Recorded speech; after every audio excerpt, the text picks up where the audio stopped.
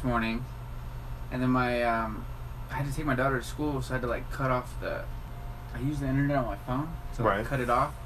Went to go drop her off, came back, and then it like said that it didn't publish. Kept clicking publish like 4 times. So then I ended up having to like redo this. What does publish mean? On YouTube. This is YouTube. So did we just publish now? I think it's publishing to the actual format. Here, let me see if I can. Maybe I can go to your YouTube. Yeah, ABQ Jason Rigby. Maybe it'll just show on there.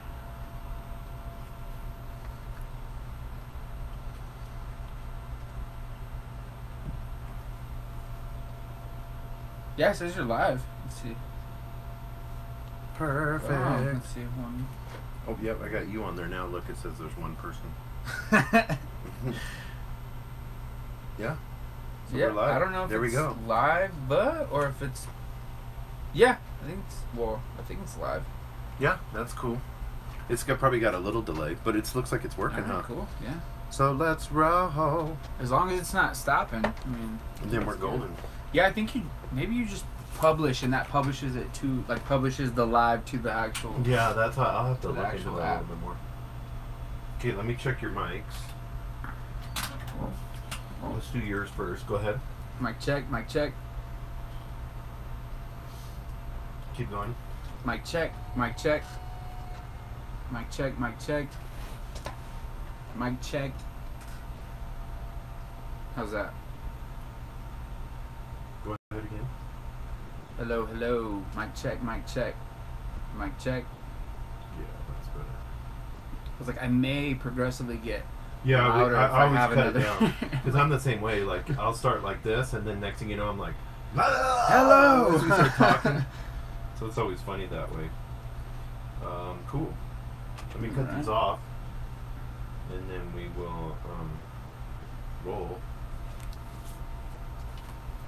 Sounds good. That'll give us a little space so she can edit it.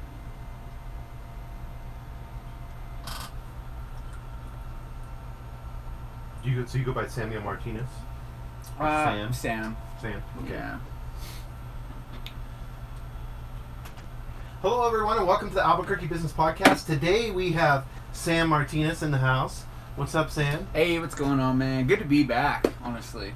And we have you publishing a book that's on Amazon. Now it is officially on Amazon, yes. We had talked about it before. Yep. So Yep. I'm like super stoked. I'm holding a hard copy in my hand, and it's Samuel Martinez the Fourth. Yep. So that's like fourth generation. You were a rapper too, right? Do you have your rapping name as the Fourth? No, it was like a whole another crazy name, but yeah. No. What was your rapper name back in high school? So it was. Were you a SoundCloud rapper? I was a SoundCloud rapper. Yeah.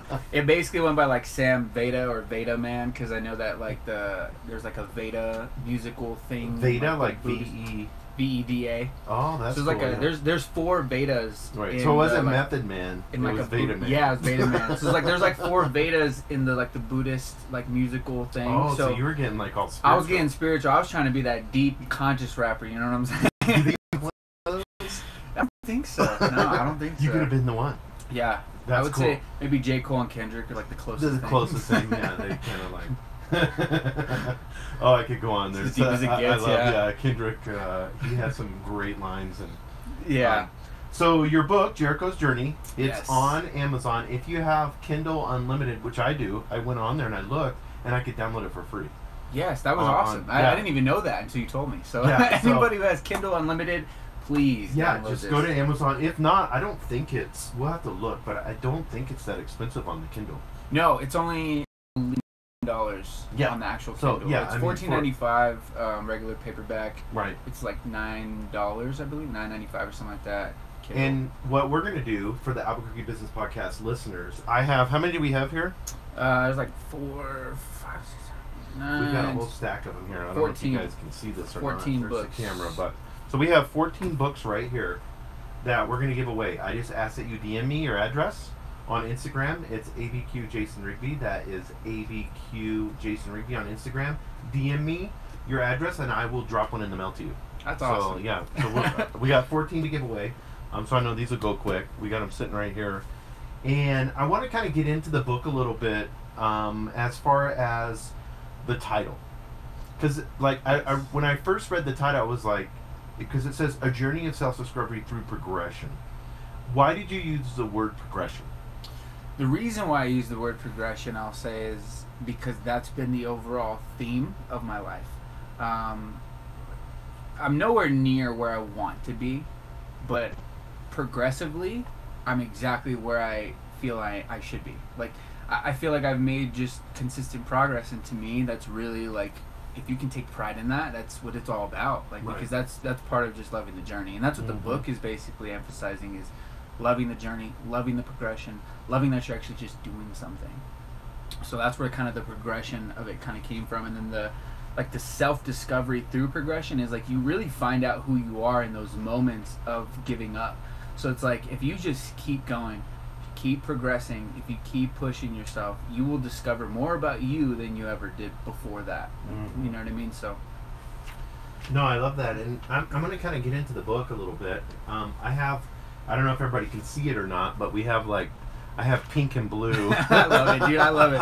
When I saw those markings, man, I was so excited. I was like, yes, let's do it. So we're going to go through this. I don't know how long it'll take us. I think it may be several different episodes, but we'll get into it as much as we can. So in the beginning of the book, I read something I thought it was awesome. It says, I have a passion for helping people find their version of success through progression and awareness. So I know you explained the progression part. What do you mean about awareness? Awareness, so when you figure out who you are, there's always less distraction. And that's one thing that I talk about in the book too, is that your level of distraction is like based upon the amount that you even know about yourself. So if you don't know anything about who you are, about what makes you tick, about what you love, about what you don't like, about all these things, if you're not aware of these things, you can get thrown in all kinds of different directions. You can get influenced to things that may not be you.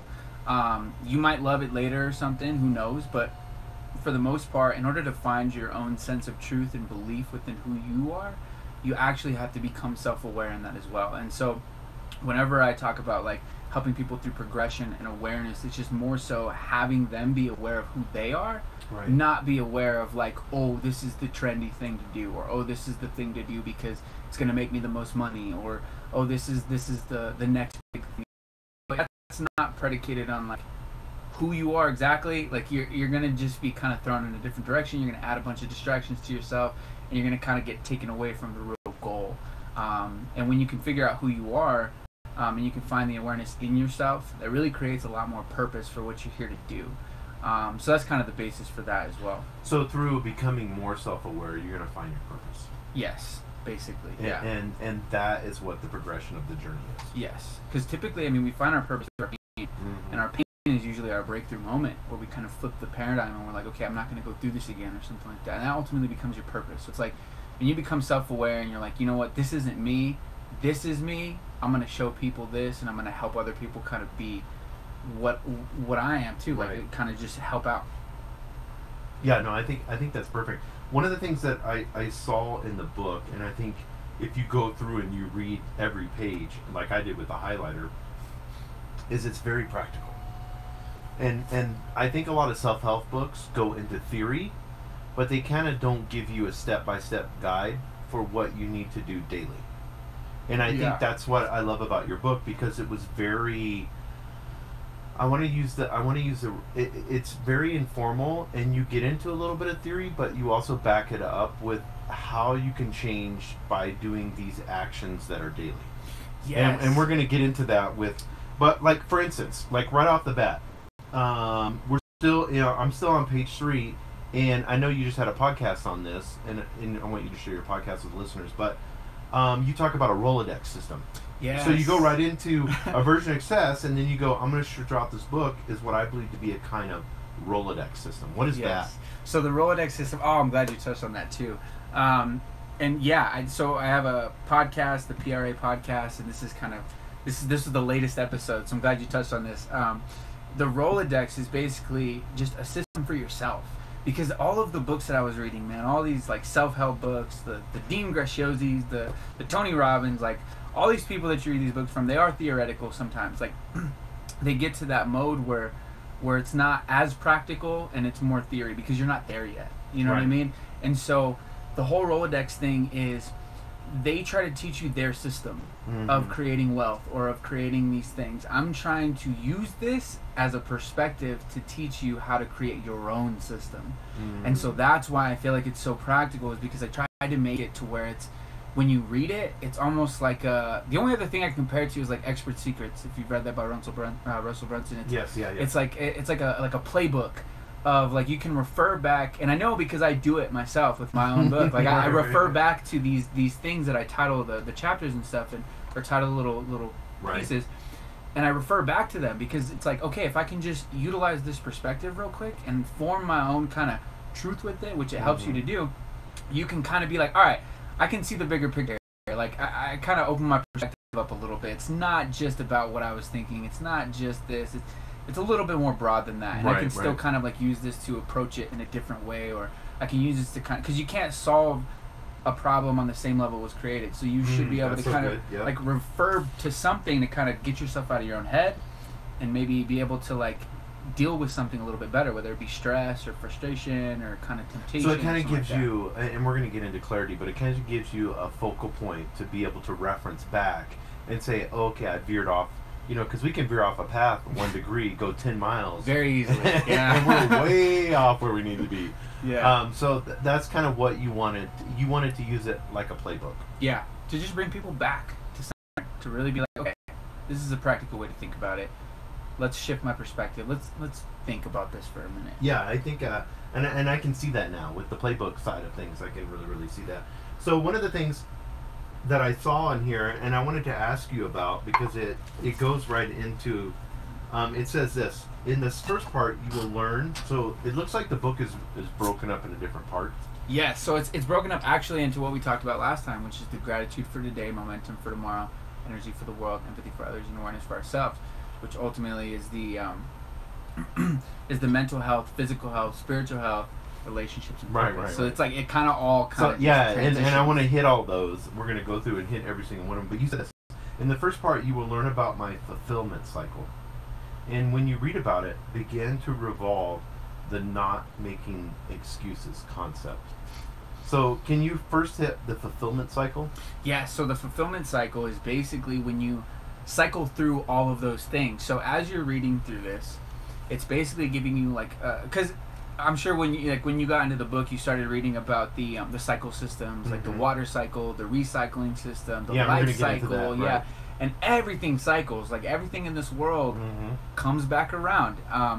Even as the Earth, we rotate the sun, we come back around. Like we rotate even beyond that. You know what I mean? So it's like, so basically with the fulfillment cycle is if you can know, and this is also why I wanted to do the contrast thing too, is when you know that bad is on the horizon, it's not like getting you to shy away from it. It's getting you to utilize the fulfillment cycle and getting ready to kind of amp it up to be like, okay, look, bad is around the corner. I got this. You know, we all hit our villains at some point, so we might as well use something to counteract this. To use a tactic, to kind of counteract everyday things, because you're not going to be at a completely 100% at bat. Like nobody is. Absolutely nobody is. So if you can just already kind of get in your mind, and that's why I want to do it right away, get in your mind that there's no excuses and that there is a way to kind of cycle through fulfillment, you can figure out your way through.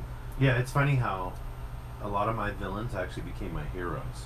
It's weird. And that's why I love contrast so much, because without those villains, man, they would have never manifested. Yeah, but I mean, when you look, I mean, the concept of time, when you look in the past, per se, in that struggle is where I grew the most. You grew your most clarity, like through those frustrations. And I needed that person in my life to do that against what I was perceiving against me, but it was actually, the contrast was actually for me to be able to put me into that situation so that I could grow. Resistance equals growth. Yes, always does. All the time. It's so funny that way. So, want to get into the not making excuses concept. And you said that concept is the baseline principles for your betterment. What is the not making excuses concept? So the not making excuses concept is just knowing that there is no excuse that can overturn what you need to do.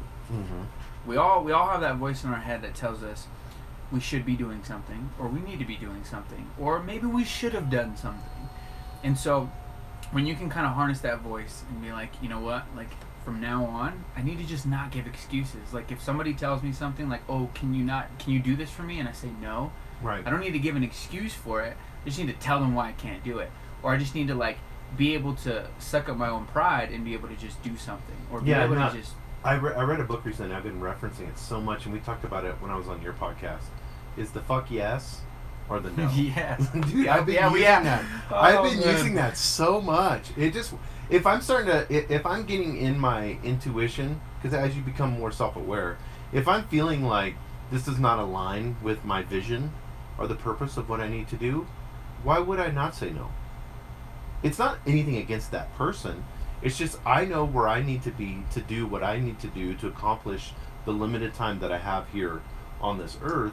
So if I can't say fuck yes, like this is making me passionate, this puts me in flow, this is what I want to do, hell yeah, we're gonna do this, let's move forward. Like doing this podcast today. Mm-hmm. Dude, I read the book, so excited, all pumped up. Yep. It's like fuck yes, let's go, let's roll it.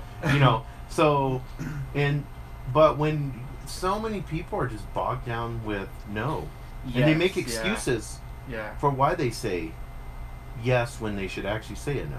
And I don't want to get that confused with like just doing things that make you feel good. You know what I mean? Right. Like, because I think that's what a lot of people get like caught up in. Like a hedonist perspective. Yeah, like they're almost like, well, I didn't say fuck yeah, so no, I didn't want to go to work today. Like, oh, I didn't say fuck yeah, so no, I didn't work out today. It's like, but your work can be. I was talking with someone yesterday, and they were like, I have a degree, I need to be doing this. This is my degree, but my passion's this. And I told them, I was like, so what do you have to do? They're like, well, I need to go to do some more schooling to do my passion. So I was like, and they're like, well, the school's going to take a whole year. You know, they've already got all the enrollment and all that stuff. This is just real time. Mm-hmm. I was like, email them anyways. Just see if by weird chance they have an opening. Even though you have to wait till next January. Well, like 4 or 5 months till January 20th. Why don't you just email them and see if that's, you know, being aligned. See if that's your... Sure enough, email this morning was like, yeah, it's weird, we have an opening. That's crazy. And it's crazy the way that happened. And then it's funny because they were like, I have a degree in this. Oh my God, I got to go to work and do this and do this. And then when you talk to them about something that aligns with their passion, and we're going to get into this is in your book, it was like flow state, total change, like on fire. You know, you remember playing the NBA? What was the NBA game back in the day? Where they had like NBA Jam or something. Yeah. Like, I remember that. Yep, I remember that. You shoot that ball. That's how it is. Whenever you're if you're not getting up in the morning and saying fuck yes to your job, you need to quit. I mean, that's harsh. But you need to find your passion and move in that direction. Yeah, or at least find out the awareness part of what you do want. You know, I mean, you don't have to up and quit your job and totally uproot your family and do all this crazy stuff. You know what I mean? But it's like, you got it. Like I said, like you can't make excuses. So like, if you're not happy, don't make an excuse for it by just sitting there being mad and frustrated and all that stuff. Like, if you're not happy with getting up every morning and you don't want to work out, well then like figure out a different way to work out, or like figure out, get a different job. Like there's crappy jobs all over. You can find a crappy job, you know what I mean? And or go to school, don't make an excuse, or like you said, you know, just email and see, and don't make excuses for it. Like don't just Gary be like, Vaynerchuk was talking about that the other day. He was saying, you know, like people's side hustles. And he's like, you know, that 2, 3, 4 hours of Netflix that you watch at night after you burn out from the job that you really don't like. You just doing the side hustle for 2 hours a night will pump you up enough, and you may need, you know, for your family, you may not be single or have the ability, you know, funds in the bank, and you may have to work that job. But if you have a vision for what you want to accomplish, you know, when you go into work, you're working to accomplish that vision that's external from the job that you're at now. Yeah.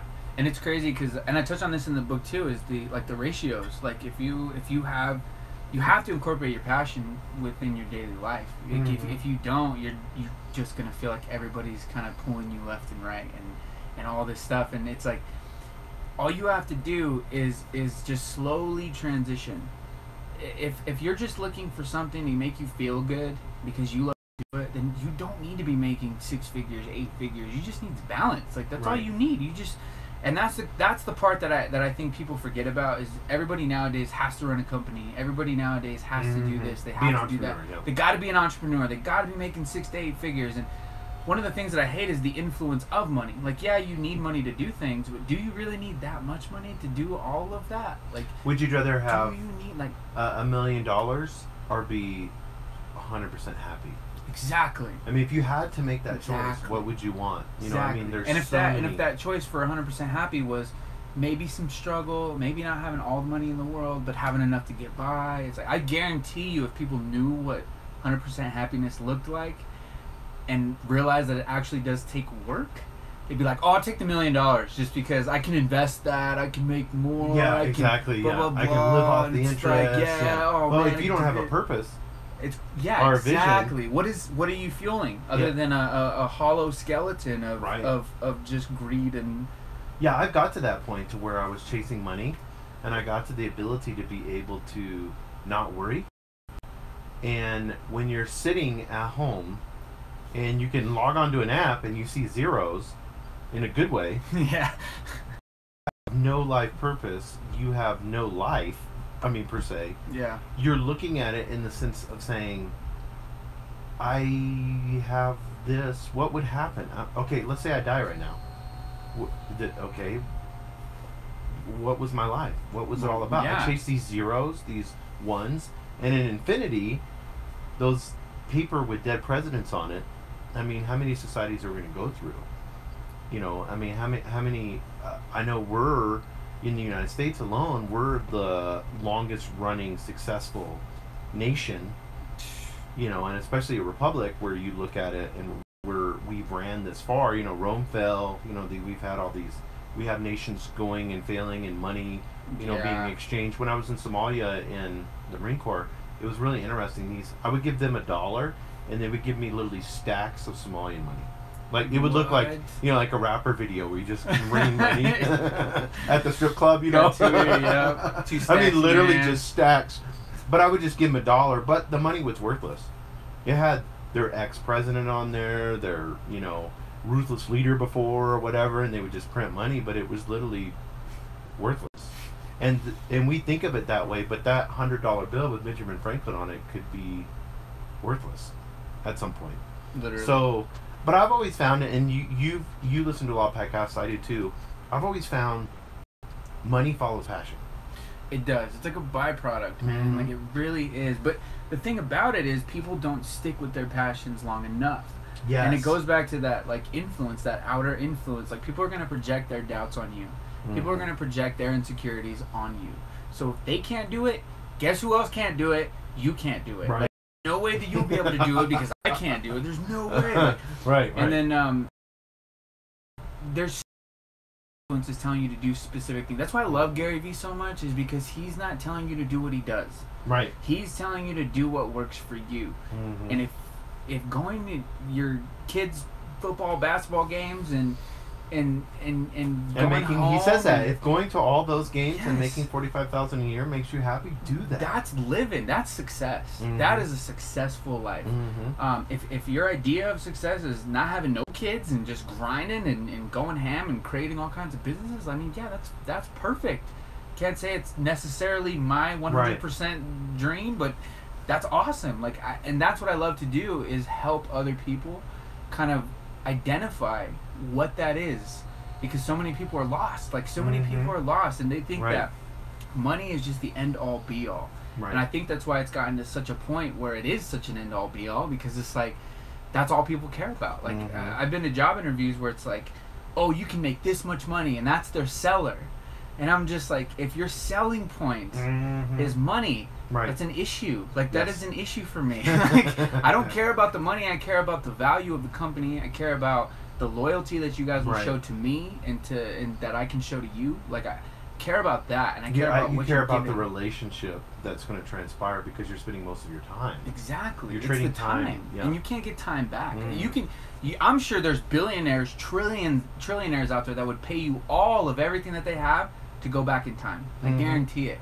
but they can't. There's nothing that they can do. There's nothing that they can give you that you can help them go back in time. Yeah, you talk to an 80-year-old billionaire on his deathbed and say, hey, give me all your money and I'll make you 30 again. Yeah, be like, exactly. No questions asked. Exactly, and I even put that in the book with the palliative nurse, with the top 5 regrets of dying. Not one of them is related to money. No. Not one of the top 5 regrets of dying is related to money. There's some sort of correlation. But yeah, we worship it to the point that we, the we Bible talks about that. It's like you can gain the whole world, but lose your own soul. Jesus talked about that, and I think that's so important because you can gain the world and keep your soul if you focus on what you need to be. We got to move on. Yeah, we got 200 pages, and we're on page 9. Let's do it. Okay, page 9. The power of mean time. Oh yes, I love this. What I read that and I was like, the power of mean time. I mean, I think you created a new word, bro. Mean time. MEAN. It's not me time. It's not me time. It's mean time. What is that different perspective of the power of mean time? So the power of mean time is actually, I love that you said this, is actually what wrote the book. And we were talking about this earlier before we hopped on. The fact that I took the time, I took 3 minutes, or not 3 minutes, I woke up at 3 a.m. every single day to write this thing. That is not by choice. That is like because that's the only time that I had to write it. So every time that I'm in a situation where I have downtime, I transfer that to mean time. Like if I have downtime, because idle hands are the devil's playthings, everybody knows that. If you're not doing anything, you're probably not doing anything good, or you're not thinking about doing anything good. Exactly. So every time I have downtime, I try to think like what is gonna further the purpose of like the message that I'm trying to put out, what is going to further everything that I'm trying to do as of right now, what's going to help my family, help other people, what's going to like basically just anything that's meaningful. It's called meaningful time. Like if you can create any sort of lapse in your day and you can kind of create that moment to be like, okay, like honestly it's like a time audit. Take your days, the 3 hours that you're watching on Netflix, like we were just saying. What are you doing? What's creating that? It's making it meaningful to you, other people, to your vision, to anything that you're trying to do. And that's why self-awareness is so important, because it's like if you don't even know, that's what causes you to be distracted. You think you're doing something meaningful for somebody and it's not in line with what you're even trying to do or who you are. You're just trying to please somebody or something. It can cause you to kind of go off track a little bit, or it can cause you to not do anything and just sit there and watch Netflix for 3 hours and not even realize that 3 hours went by. The meantime can allow you to say, you know what, I'm going to wake up an hour earlier because I'm going to get my workout done because I'm tired of feeling sluggish. I'm tired and I'm too tired after work. But are you willing to give that no excuses mentality, like the very first beginning says, no excuses, and be willing to put forth that meaning time, the mean time. And I think we all look at it and we're like, so hard. It's like, oh, it's so hard to work out, so hard to eat right and all that. But you give step by step. So it's slowly transition. It's a journey. Yes. And we're going to get into that. So it's going to transition you. Don't feel like it's like a hard, like, you need to do this. You need to figure this out now. Yeah. And that's what I love about it. One of the things on page 13 you have here, and you've said this before, but I want to have you reiterate this. You say, hope is for the past, faith is for the future, and we are the path. I like that. Dude, yes. That statement, and we are the path. Now, let's get into the cycle and how it operates in our daily life. But can you describe hope for the past, faith is for the future, and we are the path? Yes, so first off, we are the path for anything. Hope literally is for the past. Because basically when you're in the past, you're sitting there hoping that things might not go the same, or you're hoping like things will turn out different. It's all a sense of like just being present. And so like when you can have like the hope for your past and not dwell on your past, and you can have faith for your future and not like predict some sort of outcome for your future or worry about your future, then everything's in line. You just have to basically go where you're supposed to go. And everybody's like, well, I don't know if I made the right choice. I don't know if I did this right. I don't know that. No, like, even if you made the wrong choice, it's exactly what you were supposed to do. Because eventually what's going to happen is that lesson that you learned, or that subconscious thing that you kind of didn't want to happen again, you will make the right decision. But if you're dwelling, but I don't mean to interrupt you, but ahead. your wrong decisions are just good and just as needed as your good decisions. Yep. People don't get that. I think because of this theological world, this tyrannical world that we live in, with religion and stuff, we think we need to beat ourselves up for those wrong decisions in our life. But that level of consciousness that we had at that moment led us to that point. The only thing we can use it is, and like you said in the book, is to gain, because I think, and I think this is like, will be a part of your next book that seems like you're putting, you got it all in your head, brainstorming a little bit. But the wrong decisions in my life have always brought the most clarity to me. And the good decisions, you just kind of flow with it and you're good or whatever, but I learn the most and have the most clarity in those wrong decisions. So those wrong decisions in my journey are just as needed and just as important. So to look at them with fear or guilt, because so many people look at that failed relationship, that divorce, that, haven't seen my kid in 4 years, or, there's so many things in their lives that they look at, and then every day they just beat themselves up. I lost this perfect job. I had a perfect job once, and now I'm in this shitty job, And I think at the end of the day, and we're going to elaborate on that, but I think at the end of the day, people need to understand the mistakes that you made, if you want to call them mistakes. I don't even like using that word. Yeah, it's not even really like a mistake. It's like a catalyst to something greater. Like it's something amazing and great. Yeah. And you can make every wrong decision in the world, but as long as you're progressing, you will get to that point of clarity. You know what I mean? Like, you will reach your breakthrough, because you can only make so many wrong decisions before you, like, just don't get it, or you get it. You know what I mean? Like, right. Like, and then the people who just don't get it, I mean, obviously you can see the people who just, crime, like, laziness, not getting a job, like, those types of things. But it's not like it's their fault. It's just the fact that they might be influenced in a certain way.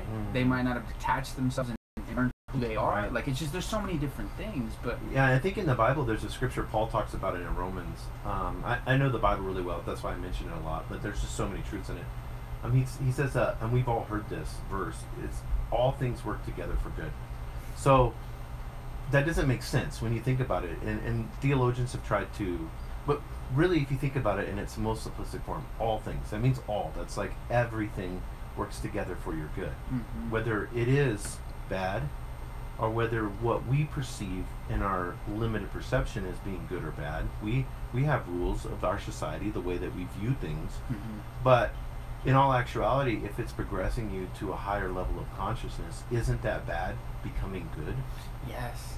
It's almost like those moments where, like, you get caught up in traffic, and then you finally get to the point where the traffic started, and you realize that there's this crazy accident, and it's like, oh man, I just maybe avoided like a crazy accident. Like, it's like, well, maybe the bad, which was the traffic, actually was good, because it's like, well, man, that could have been me. Like, oh my gosh. And my fiance was actually, I was watching this documentary on there was like this was it a typhoon? No, it was a tsunami in 2004, and showing like different people's perspectives, different families and stuff. And my wife was kind of like, turn that off. Like, they're showing people die. Like, it's bad. It's that. And I'm like, why is that so negative? Like, why is that so negative? Like, this thing has brought a lot of gratitude to these people.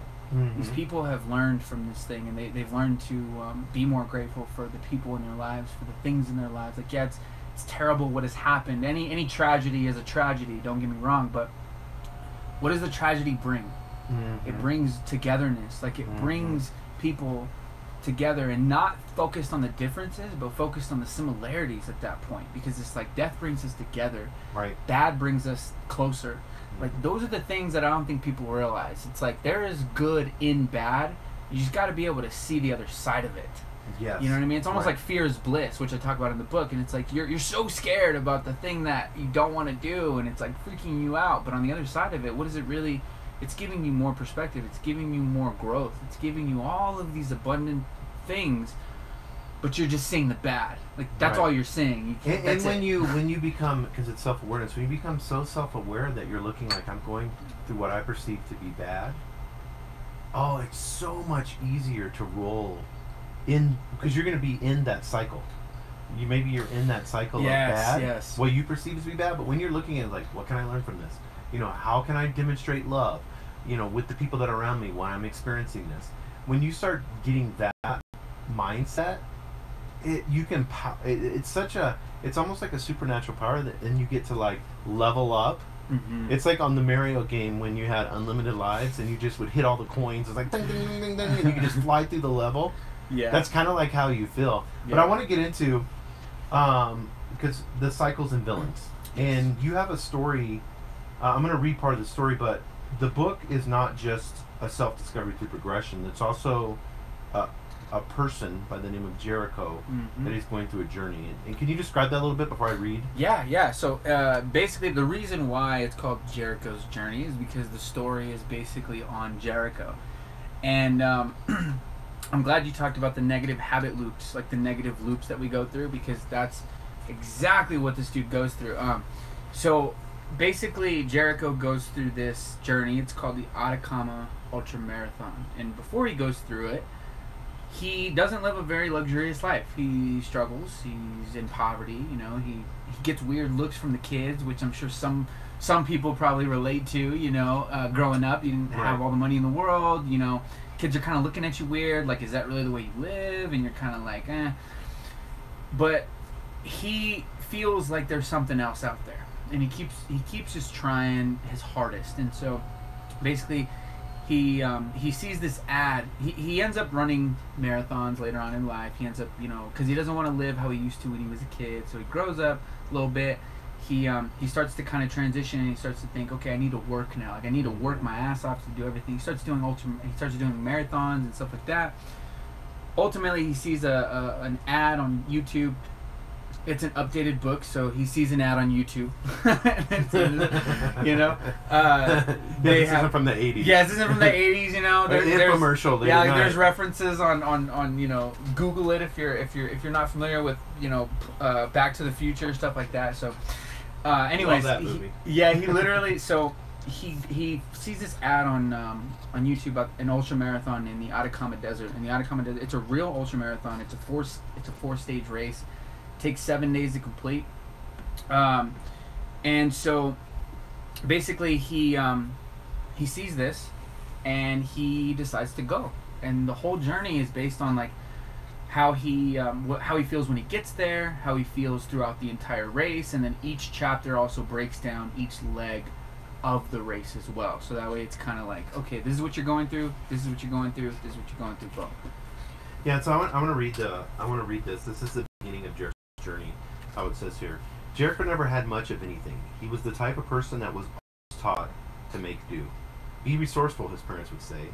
They worked a typical 9 to 5 and would often be left at home to get his brother and sister ready for school in the mornings. He even stayed home with them on the weekends. What would they eat that day? The majority of the time, that would be the question he would ask come 3 o'clock every afternoon.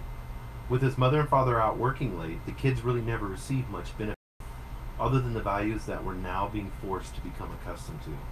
This really created a lot of doubt whether or not he or his family would ever receive any goodness in this life. His worth began to fall, and he wasn't exposed to very much positivity. He was not in the best environment, a mobile home in a downtown trailer park on the not-so-good part of town. So this is Jericho. Yes. There's actually striking similarities. Like, I used to live in a mobile home, too. In a not so good part of town here. So it's just like I tried to relate it to certain emotional things, and then I tried to just make him his own character at the same time. Yeah, and from looking at the beginning of the book, and for the sake of time, we can't go through I can't read you the whole story, but looking at the beginning of the book, I see this level of him seeing that there's no hope, and he's just trying to survive. Yeah, which I feel like most of us are too in certain age groups of our lives too, and that's kind of how, I don't want to say it's kind of how it was when I was growing up, but that's how it felt. Right. It felt very limited. Like, it felt like the only real things were just you work, you get a paycheck, you figure out what to do with it. Yeah, and you say that in the book, you know, in the first chapter, you talk about that when you grew up, you were wondering what the meaning of life was. And you go right into some principles, and you talk about cycles, and you say it's a circle, but then you talk about the water cycle. Yes. And I think that's important. Can you explain the cycle of process and what the water cycle is? Yeah, so the water cycle, you know, everything's a cycle. The water cycle, I'm sure everybody knows about the water cycle, you know. Mm-hmm. It rains, you have moisture, it hits the earth, you know, the sun evaporates it into the clouds, gets bunched up in the clouds, you know, comes back down, right. Creates static, lightning, thunder, the whole nine. But it's a sustainable cycle that we don't have to interfere with. Right. It's an all thing, and that's kind of like what everything is in this world. If you think about photosynthesis too, because I know I talk about that as well. It's like the trees, the plants, they give us, you know, oxygen. We give off carbon dioxide. It's a whole thing. Mm-hmm. The life cycle, you know, we start off as a baby, we go into, you know, adulthood, like the whole thing of that kind of, it's all a cycle. We end up dying, another person gets reborn, blah blah blah, like the whole thing kind of just cycles through. And so what I did was I noticed this, even the seasons, right, even the 4 seasons, right. Like the 4 seasons cycle through. Everything from what I've realized has been pattern recognition, mm-hmm. which is realizing that things are cycled through. And so when I realized that, I was like, you know what, life has to be the same way. Like, just because things are dark now doesn't mean that they are dark forever. Right, winter is here. Winter's coming. Yes, yes. And I started to dive into like the whole Jim Rohn talks, because he talks about that a lot, where he talks about how you need to invest in stuff, and you need, you know, in the wintertime you need to kind of, you know, save up. Like, you need to save up for the wintertime, mm-hmm. because it's going to be scarce then. Like, things are going to be scarce. Same thing with farming. Like, you know, like the transitions for everything. You got to be smart about what you're doing. So that's kind of like what I was transitioning into with the whole, like, the water cycle, the life cycle, the recycling cycle. You know, we throw out garbage, it gets recycled into stuff that we can use for other things. Yeah, like it's kind of crazy when you think about how many cycles there are throughout life. Yeah, everything. and you talk about it. You say the fulfillment cycle is something that you believe in, and you think it gives everyone the ability to create sustainable. And then you get into, and I want to hit those. Yes. Okay, so the gratitude for today, momentum for tomorrow, energy for the world, and empathy for others, and awareness for ourselves. And those, and what you say here with this baseline principles, the physical, the spiritual, the relationships, and the purpose. You say mental health gives us gratitude. Mm-hmm. Physical health gives us momentum. Spiritual health gives us better energy. Relationships grant us empathy for others, and purpose grants us awareness within ourselves. And then you ask this question, and I want you to explain it. You say, so why these specifically? Yeah, so why those specifically is the real question. And it's literally because, you know, when you stop and think about the totality of what life is, it's usually revolving, and it's crazy because there's so many people doing all these things individually. There's rarely anybody doing these things like all together inclusively, mm-hmm. which is, you know, mental health, spiritual health, and physical health. Those right off the bat, I don't even think people really realize what spiritual health is. And some people, I don't even think they realize what mental health is. I think they just think that they have to, like, oh, I need to work out, things will get a little bit better. Right. Like, it's like, no. The reason why those are like all kind of incorporated is because I actually literally took like the entirety of my life to realize like what potential was, mm-hmm. what is actually, like I said in the book, like, what is the meaning of life? I've always asked myself that question, what is the meaning of life?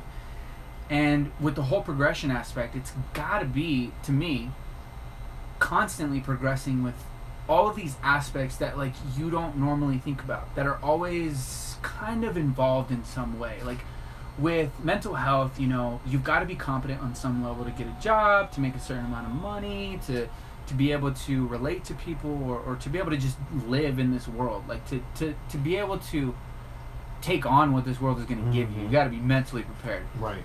physically, there's not. I look around and I don't see a lot of people in physically good shape. And diabetes is on the rise insanely. So is dementia. We have the most opportunities ever had to be the longest living humans ever. And we don't utilize any of it. No. We don't use any of. We don't tap any of that.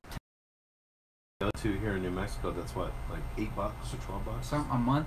Yeah. A month even. You could go 12 times a month, and it would cost you $1 a time. As long as you utilize it, exactly. And then the spiritual health, I think it's kind of fallen by the wayside because people think it's a little weird. They're like, oh, I'm not about chakras and meditation and all. That's not go to church for on me. Sunday. Yeah, and it's like that doesn't have to be you. You just got to work on what your energy is outputting. So that's why I kind of like incorporate like the spiritual energy helps with our energy throughout the world. And then empathy. I mean, who are you not having a relationship with? Like you got a relationship with your parents, you got a relationship with your kids, you got a relationship with your friend. If you can be more empathetic, we'll just strengthen that relationship. We'll strengthen all your relationships. And I've met people with no empathy. It's a little weird because they don't pick up on it, And then with purpose and awareness, it's when, like I was talking about earlier, when you have your sense of awareness and you know your purpose, it kind of just it kind of creates that extra little oomph. Like, oh, this is why I'm doing it for. Right.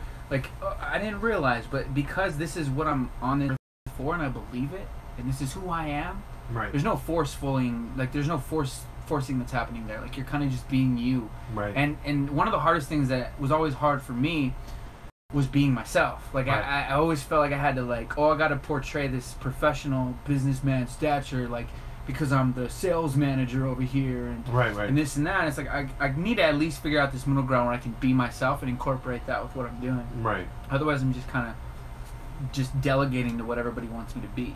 Yeah, and I love this quote you have from Stanley. He passed away here recently with Marvel. Yeah, I know. Yeah, exactly. And I know you relate a lot of the comic books with the journey. So if somebody's looking at that, like your journey in life is almost like a hero, a villain in the comic book section. All watch those Marvel movies and amazing. But he said this, Stanley said, just because you have superpowers, that doesn't mean you love life. Would be perfect. I don't think superpowers automatically means they're problems or even money problems. I just tried to write characters who are human beings who also have superpowers. And I want you to talk about that with the villains a little bit. We're going to get into that. But it's the story of all of our lives. Yeah. We are a superhero. Every single one of us is a superhero. And like he said, we're human beings who have superpowers. Yes, and I love that. Like when I found that, I was like, this is absolutely perfect. This is absolutely perfect because that's the whole kind of basis for what I was wanting to do. Right. I literally so I think it's absolutely true. I think that when you are going about life, you don't think you're very important. Right. And majority of these heroes in these comic books aren't. They're just regular people. They're just struggling. Yes. That's what self-awareness gives you is purpose, which allows you to kind of realize that this is your superpower. Like I never realized that. Like my wife, everybody would say, "Oh, you're good at talking. You're good at telling people things or whatever," and I'm just like, okay. But now I'm starting to realize like it's just what I do. Like it's just me. It's just how I am. Like how Gary Vee is self-awareness crazy. Like and you have like the Gerard Adams who are their own brand or entity. You have the Aubrey Marcus who are their own brand entity. They all give you something that you didn't have before. Like you know what I mean? This sense of I can do it, or this sense of, and that's what heroes give you. They give you that sense of I can do it. I can. So what's the difference then? Other than over exaggerating the powers a little bit, there's no difference. We all go through the same struggles, and these heroes they're not rich by any means. Maybe Batman has his stuff, all squared out. He's all ready to go. But majority of other people are living regular lives. Right. Spider-Man is probably one of the best examples because he's just a kid going to school. Right. Trying to do extraordinary things, and that's all of us. I think in a way is we're all trying to do extraordinary things, but we haven't tapped in fully into like that spider bite. Like we don't know what that spider bite is, like what it is manifested, or what it is for us. Yeah, and you say that you realize your superpower and that's your potential, and then you say you unlock it with self-belief, that's your reach, and then you fully surrender, that's your aggression. That's your aggression. Yep, and that's PRA, and that's why I call everything the PRA podcast. That's why everything is PRA. It's kind of I like to think of it as like pray, but it's more than that. But it literally is about potential reach and aggression. It's about being able to identify and unlock it and reach for it and use aggression and using progression. That's why I have like that play on words with progression, PRA, aggression, progression, just because it kind of fits. Like it's just like potential reach and aggression. Like you need those things, man. Like you need to be able to reach for things. Like you need to be able to first at least be able to visualize your potential. So many people are scared of their potential. Mm-hmm. Scared of the things that they know that they That's can because accomplish. They're scared of their superpower, but they don't realize they were put here on this earth for that specific superpower that they have, and only they can help humanity with this collective conscious. They can only help humanity with that superpower, and every single person out here listening to this has a superpower. Yeah, it's like everyone. Like Batman can't fly, right? You know what I mean? He can't use laser beams, or he can't use a ring that's gonna turn into whatever he wants. He can't control the water, but he has his own methods. He has resources. He has his own Rolodex, his own tool belt of stuff that he knows that works for him, that has combated and kept up with all the villains up to right now. You know what I mean? Yeah, I love that. And that's where the villains come in. Yep.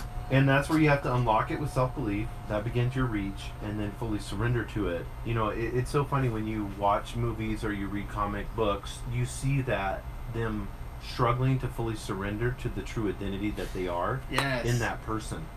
And so they wear all these different masks or outfits or whatever to get to that point to where they can say, I'm this person. And ultimately every hero is given a superpower for what reason? To further themselves? No, to help humanity. Yes. Every single one. And in turn, what does it do is it creates that secondary transitional moment for you as well, because you're in service to others at that point.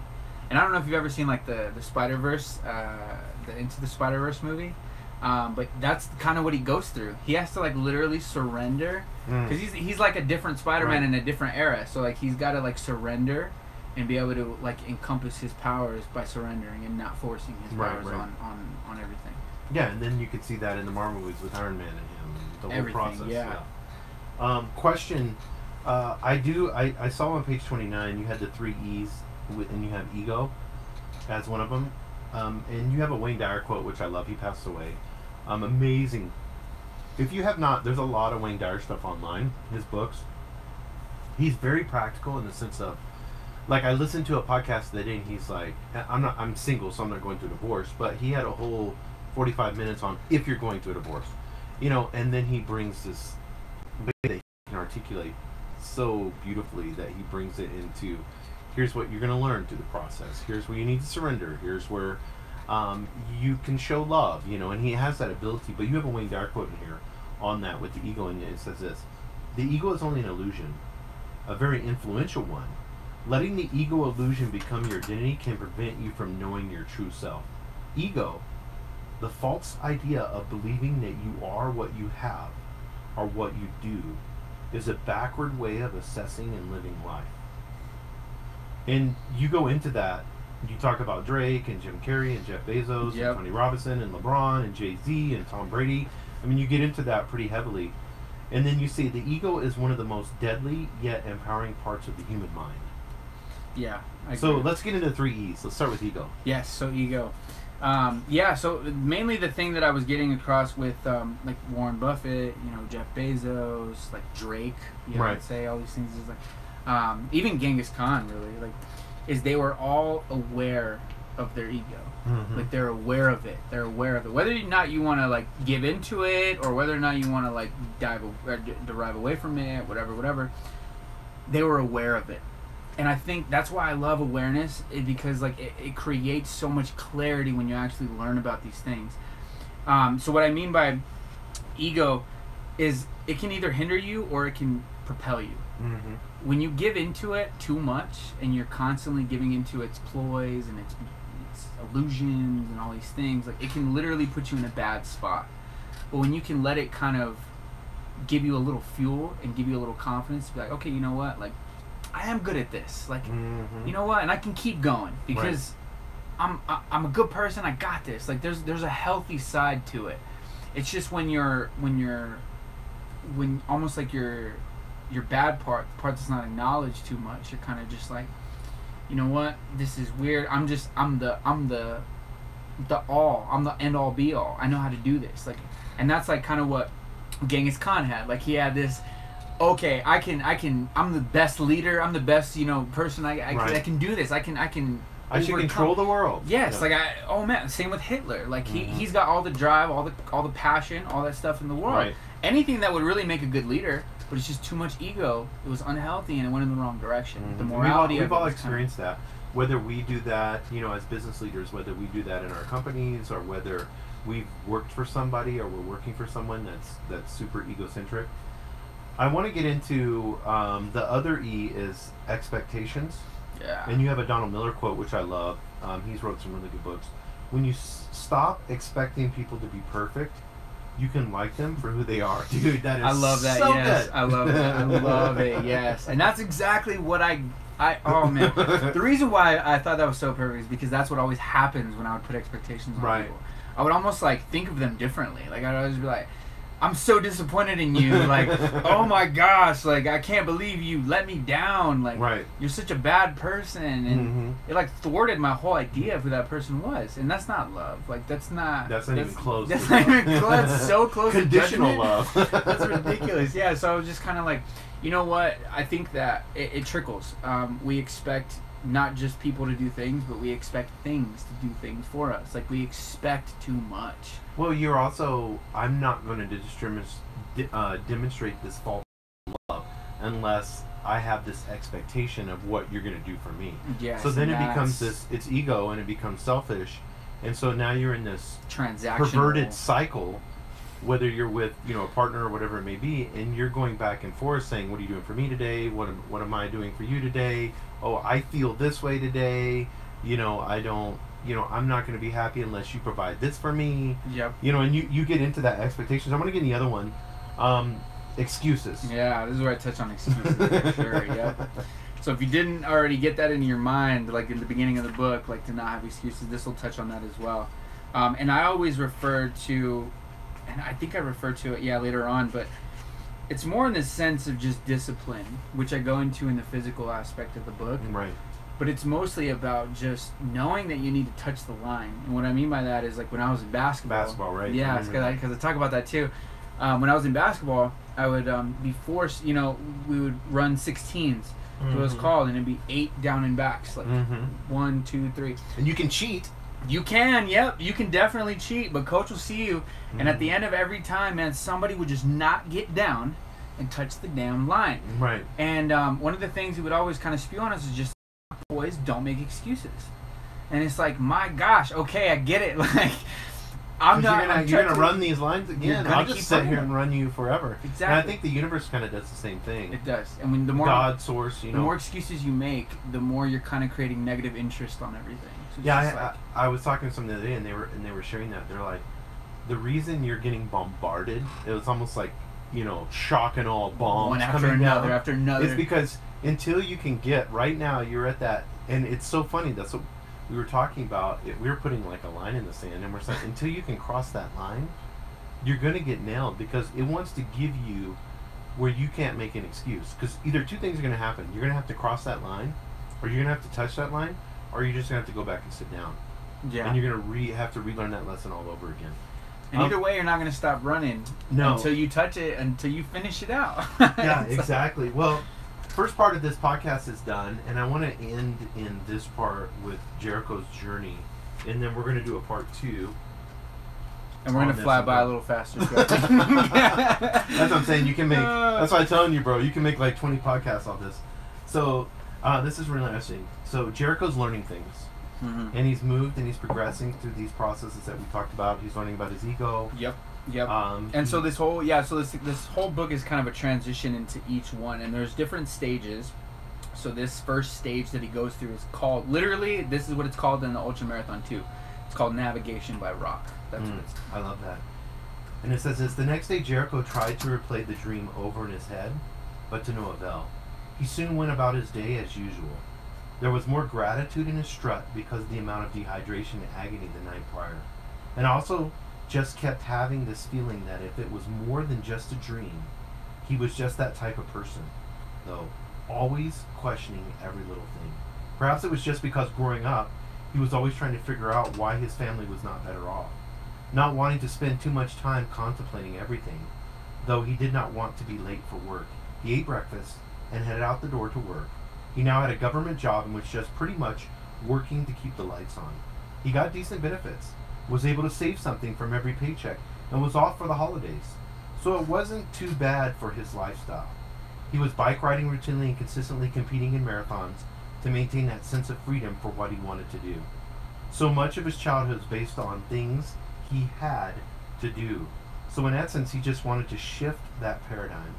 One day on his lunch break, he began scrolling through his YouTube feed to kill some time. As he was waiting for a video to he saw an ad for an ultra marathon run. It wasn't so much the marathon itself, nor the fact that it seemed excruciatingly intense that caught his attention. He had plenty of experience in running them before. It was more so the location that had caught his eye. Without a second thought, he clicked on the ad and began reading the website description of the race. And I don't want to get into that. We're going to get into the next podcast, but this crossing that's in Chile. Yeah, the yeah, Atacama. Yeah, describe that a little bit, and then we're going to sign off on this one, and we're going to hit the next one. Okay, yeah, so the Atacama crossing is actually insane. It's like a, what is it? I think it's like a 6-7 stage race. I want to say, okay, it's a 6-stage race in 7 days. So it's 4 marathons in 4 days, and then you get one actual rest day before for the final day. But each one of these legs that you go through has something unique about it. Whether it be the way that the stars look, whether it be the way that the sun hits the mountains, because I know that there's one called Rainbow Valley, where it literally looks like rainbows on the valley. It's insane.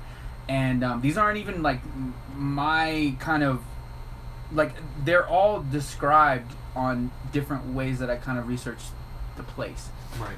And so there's one of them, I think there's one extremely hard one that is insanely long. I think, let me see, I want to say one of them it takes about 24 hours to run in the middle of the race. It's insane. But at the end of that one, that's when you kind of get into the whole empathy relationship part of it, and that's when, everybody's kind of cohesively running together and helping each other out. But basically, they're just trying to survive. Yeah, but basically, I mean, anything goes. Like, if you don't have no water, you don't have no water. They provide you with a certain amount throughout the day, but that's it.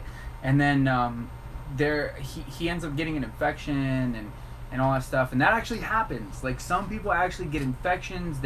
Some of them aren't allowed to continue. Because it gets so bad, because it's so high up, your infections in the heat, it just gets worse. It gets more swollen, all these things. There's a bunch of different things that can go wrong, and it's all a self-sustaining race. You carry your own backpack, you camp out, you do everything. So that's kind of the race. It's a real, actual race, and it's an ultra marathon that you can actually go to and do if you want. That's amazing, yeah. And we're going to get into Jericho's journey. We're going to get into stage 1, navigation by rock, on the next podcast, so I encourage you to listen to it. If you do not listen to 99.9 The Beat FM, I encourage you to do that. If you're a business owner, it's a local, not-for-profit, minority-owned radio station here in Albuquerque. It's old school, it's R&B, it's great for your customers, it's clean, you're not going to have any explicit words like on our podcast. Yeah. But I encourage you to go to 99.9thebfm.com. Just stream it. It'll help out locally. It has, they have a lot of advertisements that are for local, specific, not-for-profits. So I'd encourage you to do that. It'll help out Albuquerque, and it'll be a great way for you to support the community. It's 99.9 The Beat FM, and we want to thank DukeCityMarketing.com. If you are looking for digital marketing and you are a business owner, you can go to www.DukeCityMarketing.com. And it is state-of-the-art digital marketing for your company to grow here in Albuquerque. And we want to thank you guys. Thank you, Sam. We're going to hit part 2. Yes. And we're going to get into Jericho's journey, the actual journey. Thanks, guys. Sweet. Boom. That was over an hour. I know. That was awesome, though. Yeah, that was absolutely awesome.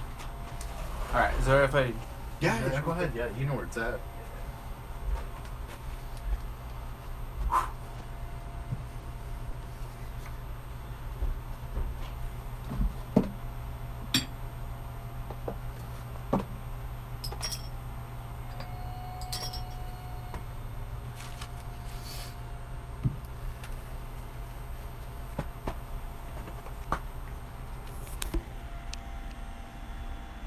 Dude, those are actual names. Those weren't by me. That's literally what they call them. Yeah, that's crazy. There we go. Like this one is literally, what is it? The slot canyons. One of them is. You have to get wet for one of these, man. Yeah, that's crazy. There's that. That looks like that's working good. I'll look at it when I go on YouTube, but it looks like it worked fine. So we are. I got the. Here we go. Wounded Warrior Project. Yeah. Hey. I actually do better on Instagram Live, but I ordered these. So Amazon has these dual microphones with lapels that you hook to your phone. And it was like $20. Like it connects the audio. Yeah, to that. So when you go Instagram Live, you could have like a that's way better. So until I get that, because I'll just go. I think Instagram. I mean, I would like to have where I could go Instagram Live and YouTube Live at the same time. Yeah, that would be awesome because that is in the studio, so I can use that little camera that's right here. Yeah, I can use that, but it hooks to your phone. So I got to get with Byron and see if I can use. Is it like Bluetooth connected? Yeah, I think it's like Bluetooth connected. You can connect a webcam Bluetooth to your phone? Yeah, it's so crazy. Jesus, what a never. Yeah. Oh man, that's insane. You learn something new every day.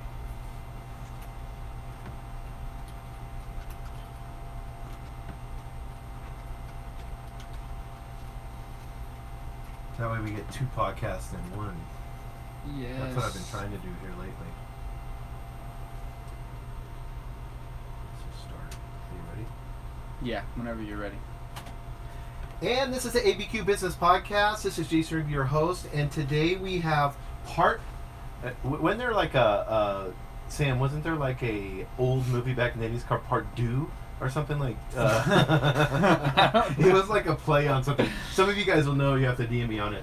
But we have Sam Martinez from the Jericho's Journey, a book that he wrote that's on Amazon right now. Yeah, you can type in Jericho's Journey. If you have Kindle Unlimited, you can download it and read it for free.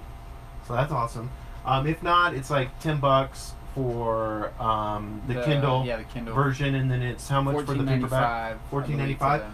But I have something better for all my listeners. If you will DM me on Instagram at ABQJasonRigby, that's at ABQJasonRigby, DM me your address, tell me you want the book. We have how many in the studio right now? 14. Yeah, we've got a whole stack sitting right here. I don't know if you guys can see that. So we are wanting to give these books away. I'll have you sign them real quick. Yeah. And we will give these away to you guys. But we're getting into the Jericho's Journey. You need to listen to the first podcast from last week to get and to understand where we're at, because we're going to hop right into stage 1 of this ultra marathon race and go right into the book. So we're going to get into part 1, which is mental health and gratitude. Sam, and I want to read Jericho's Journey on stage 1, and then if you don't mind, after I read it, elaborating on this a little bit. Yeah. Stage 1, navigation by rock. Jericho knew when getting on the plane that he was both totally thrilled and sick to his stomach. He was also fearful of the actual trek. Finally reaching such new heights, and admittedly was afraid of failure.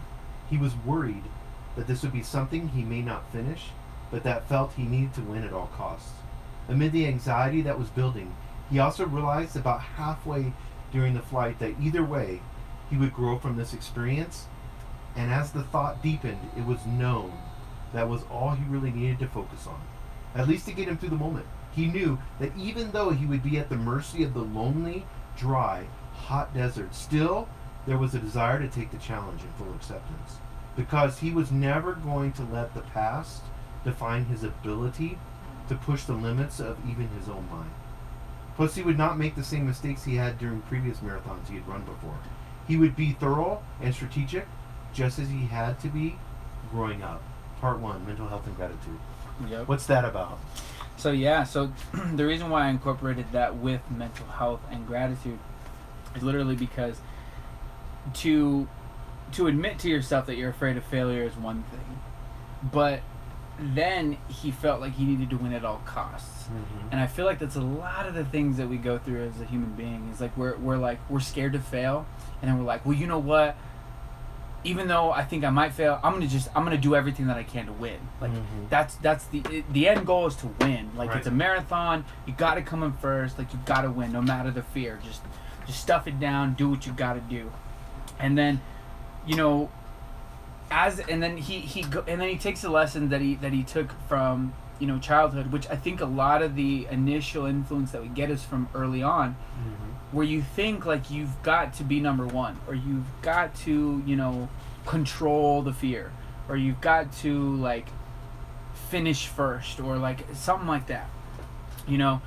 And throughout the book, what he realizes after going through this is, you know, how to slow that down a little bit, how to be like, you know what, I can still feel like I might fail, but I can still have the confidence to just push one foot in front of the other. Not necessarily be first, but just progressively do better than, or do as good as I know that I possibly can. Because it's not the outcome, it's the journey. Yes, exactly. And again, like when you predicate worry on the future and dwell on the past, like it inhibits your ability to be present. So I want to get into the first part of this, and that is gratitude for today. And you wrote this in the book, and I love this, I highlighted it. Gratitude allows for freedom. Not from your problems, but from your attachment to this idea that anything can truly own your state of mind. That's so good, bro. Dude, I love that. Yes. So it literally, and what's funny about this is because I do this all the time. Like I do this all the time, and it's, you feel so bound by the money, by the bills, by everything really, you know. And it's easy to get like kind of pelted by these things and get weighed down on. But one thing, and I mentioned this in the last podcast, and it was, you know, you've got to have the sense of that contrast where, okay, the bad is propelling good. Like it's ultimately going to be a reflection of the good that's going to come. Right. But in order to see that, you've got to have gratitude towards it. Like you've got to at least be grateful for the situation that you're in. If you can't be grateful for that, let's say you're totally broke and you're not grateful at all, and you just come into $1 million. Right. You think you're really going to be grateful for that $1 million? You're going to think it's not enough. Like you're really going to think it's not enough at all. I've been in situations where I get $100 after I have $0, and I just spend it like there's no tomorrow. Like it's so quick, and it's because you're not as grateful as you think you are for just today. We get so sidetracked about like, oh, like this and that and blah blah blah, and I have this stress, and it's like, no, like if you can just be grateful for the fact that like you have today to take opportunities, it allows for a lot of freedom within your own mind to kind of create some space and be like, you know what, there's some wiggle room here. It's not just all stress and bills. Yeah, and I think with gratitude also there's a point that you get to when you have a level of gratitude. And on page 77, you talk about accountability is control. And you say this, you say, skip a decade then, and at 26 it took its toll when I began to resort to addiction in different forms, and would sabotage my life based on the fact that I was depressed and unsatisfied. Now, is this Jericho or is this you? That's actually me. Oh, okay. Yeah. Can you explain that? Because I know a lot of people are facing, you know, we all have certain addictions in our life, whether it's food, whether it's drugs, whether it's alcohol. I talked to someone the other day, and they said they literally drink a bottle of wine every night. You know, and they own a business. And that's not hard, to be honest with you. Like it's really not. It's not like a hard thing to be like, oh yeah, I drink a bottle of wine a night. Like, you know, it's easy. Right. It's easy to escape reality. Like it's amazing. And that was honestly my addiction, I want to say, is because, you know, I was addicted to like literally like being unfaithful. I was addicted to like different drugs. I was addicted to kind of like just escaping your own reality in a way. Anything that would feed, like, was it like per se just escaping reality, or was it feeding your ego? What? It was both. It was like I was trying to escape my reality, but I felt entitled. like my ego felt entitled to certain things because I was working so hard. Mm-hmm. So I got like trapped into my own mind and saying like, okay, well, I work really hard. I deserve like the things that I do. Like I don't need to be, you know, answering to people because I'm my own person and because I'm entitled to this and because I deserve that. And what those justifications do is they kind of just amplify that illusion. You know what I mean? And so that's what happened is like my illusion was just amplified. I wasn't seeing clearly. And I was resorting to those things as habits now. Like the addictions were becoming habits, not like just addictions, like where like, oh, I can identify them. It was like, no, they were incorporated with who I was now. Now they were a part of my everyday life. Yeah, it's just that it's either a bad habit or a good habit. Yes. You can do heroin, or you can go to the gym every night. One's a bad habit, one's a good habit. One will destroy your physical body, one will build your physical body. You know, literally, it's that simple. It's creating those different trigger loops for you to either spiral positively in a better direction or spin negatively in a bad direction. And with the accountability thing, it's basically like letting go and being able to take accountability for the things that you have done and for the things that you're going to do in the future. Just saying that it's me. This is me. Like, because even if you are an addict, if you can have the accountability and say, I am an addict, at least you're being aware of it at that point. Like, at least you have the ability now to at least say it out loud. And that's honestly half the battle, is if you can even admit that you are an addict, chances are you won't even like the way that sounds. So you can like kind of just be like, okay, you know what? I am an addict. I don't want to be an addict anymore. How can I change this? Well, surrender to the fact that you know you're an addict first. Right. And take that accountability and be like, you know what? I'm an addict, but I don't have to be an addict my whole life. Like, that's not what it's about. Like, and I think a lot of people, they fail to take accountability, so they're constantly in that form of like, no, I'm not an addict. Like, they just brush off the accusation and kind of put it on blame it on somebody else. That's a really good thing to do. Like, that's really easy to do, is blame somebody else or blame something else. You know, it's really easy to blame Donald Trump for the way that our country is or whatever way that your life is, you know. But it's a lot harder to take accountability for the actions that you've done thus far and change. No, I think that's so important, and it brings you into, you're having gratitude, you're having accountability, and then we go into page 87, and there's this momentum for tomorrow. And you have a Will Smith quote, which I love. He says, self-discipline is self-love. Yes. I actually heard him say that. I want to say when he did the YouTube video that I talk about in here, where he was jumping out of that helicopter. Because he was talking about fear is bliss, and then I had seen another YouTube video just with his quote on it, and he was just like, you know what, like, self-discipline is self-love. People think of discipline as like a punishment. You know, but if you can think about it in terms of, no, I love myself to not let myself get to this point, or I love myself to not let myself, you know, hinder myself any longer. Right. It's like, when you can do that, it comes from a place, you know, I love myself too much to let myself because it's not a discipline problem. It's a problem in who you value yourself to be with the self-love that you have. If you have a self-love problem, you don't have a discipline problem. You don't value you enough. Because if you, I was talking with someone about this yesterday.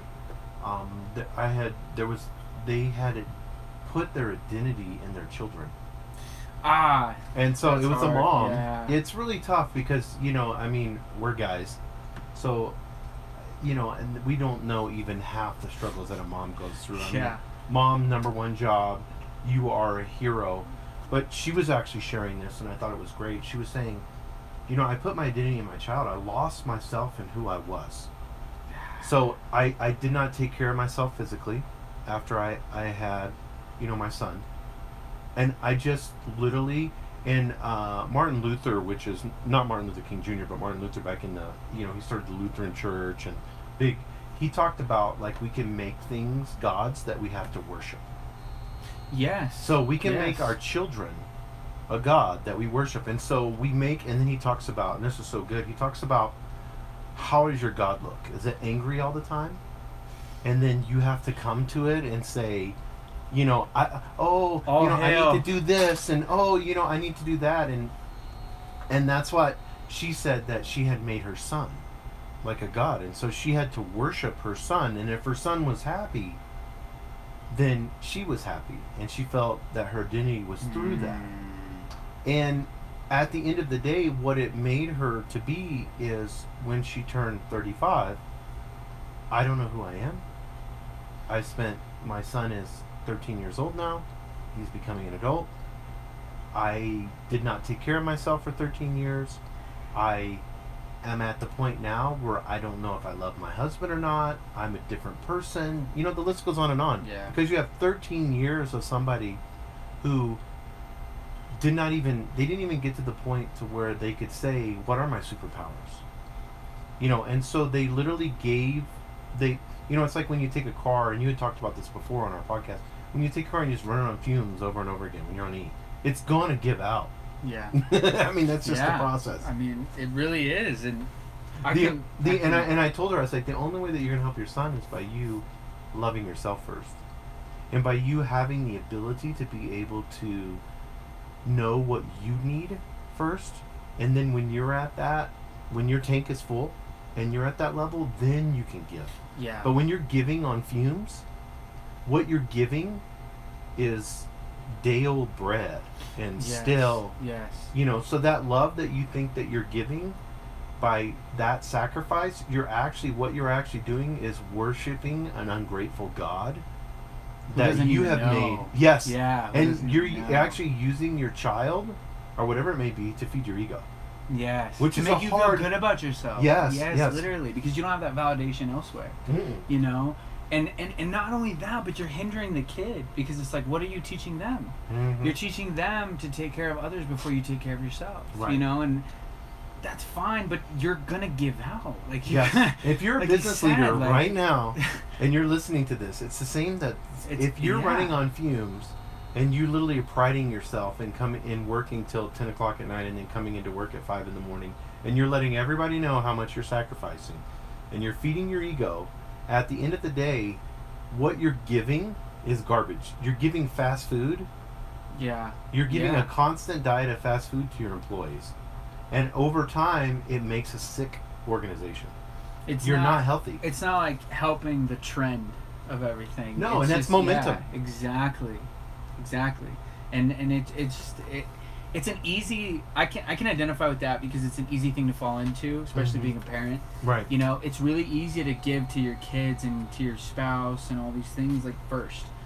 But if it doesn't feel like it's you, or it doesn't feel like you're kind of whole, there's an issue there. Like there's a real issue there, and you need to figure that out, because if not, it's gonna either come out as, like how you said, you know, you're gonna teach them kind of the wrong values by just giving to them and not giving to yourself. So they're gonna just constantly be trying to either repay you back or give it to somebody else before they give to themselves.